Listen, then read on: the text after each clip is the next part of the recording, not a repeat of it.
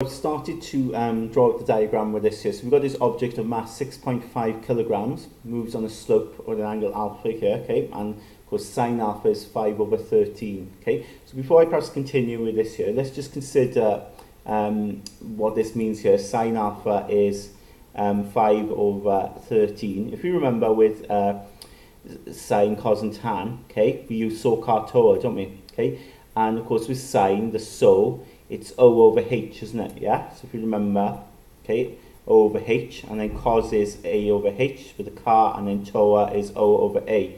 Now, because they're saying sine alpha is 5 over 13, essentially then, of course, the order we've got here for so, O over H, well, the O then would be 5, which is what I have here in my triangle, okay, and the H would be the hypotenuse, which would be 13, okay? So you can get a right angle triangle from the expression you've got here for sine alpha of 5/13.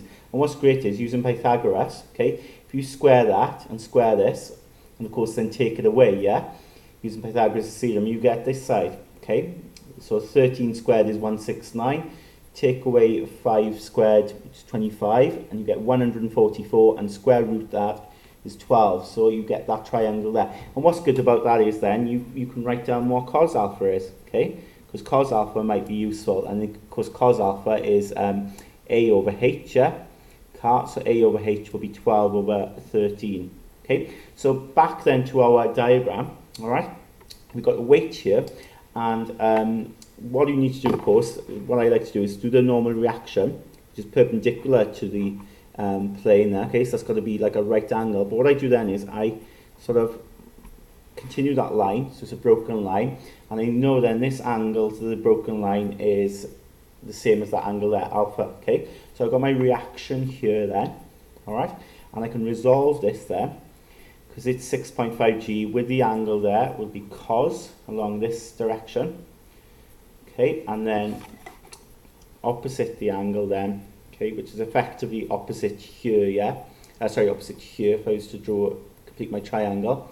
Okay, so opposite that side would be this side here. So parallel to it then is along the plane here. So I'll write 6.5 g sine alpha here, okay?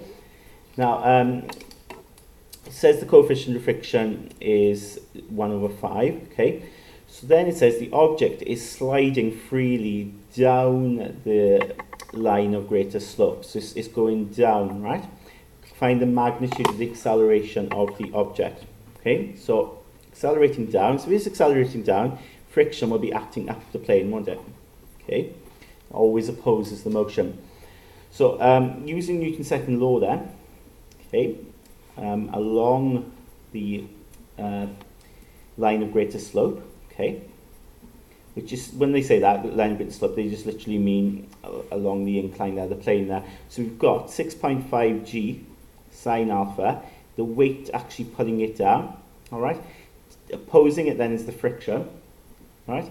And that will equal to then mass times acceleration. Now the mass is 6.5 kilograms, so 6.5 and then A, right? So we've got an equation there, one, all right?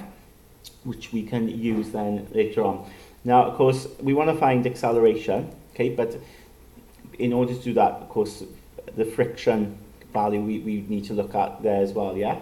Okay, so now if we resolve perpendicular, okay, so that's along the line of great slope, but if we resolve perpendicular to the slope, then going in this direction, perpendicular to it, well, you've got R going that way, okay, and then if I sort of then see what's opposing it, well, it's going to be the weight, the component of the weight here, yeah, 6.5 g cos alpha. So if we turn it around, you might see it better. You've got R going up, so to speak, and you've got 6.5 g cos alpha going down. Okay, now because there's no movement in the inclined plane, okay, it's sticking to the plane, those forces will actually balance then, yeah, the reaction will balance that weight component. Okay, so R will equal that there. Now what's great is, of course, I know G is 9.8, but I also know cos alpha, I worked it out there, didn't I, to be 12 over 13.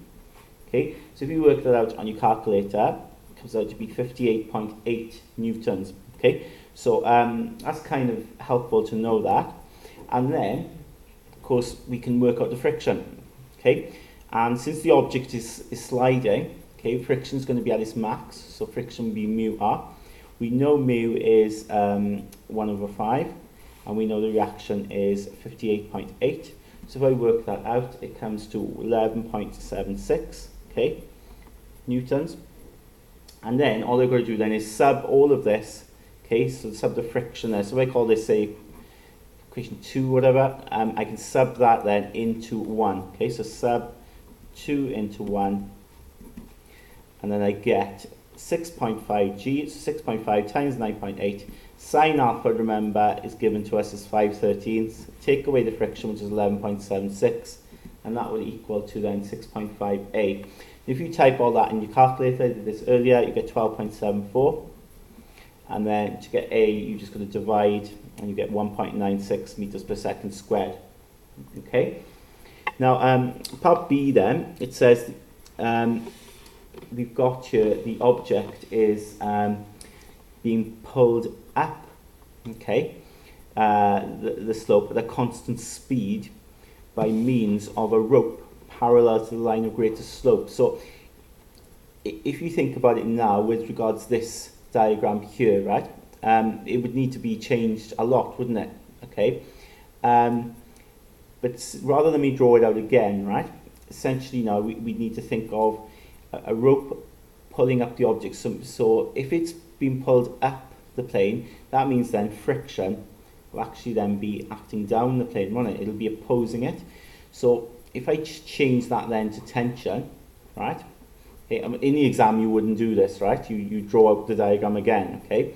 But here, we put tension here, so it's pulling it up. Friction is now opposing it.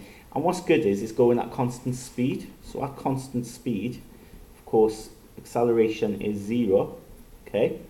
So we've got tension, going back to the diagram, going in the forward direction. Take away then the friction, okay? Take away the 6.5 g sine alpha equals 0. And what's good is we've worked out all these values already, right? We know the friction is 11.76. We know then these values, okay? And we can get our tension out then to be 36.26 newtons.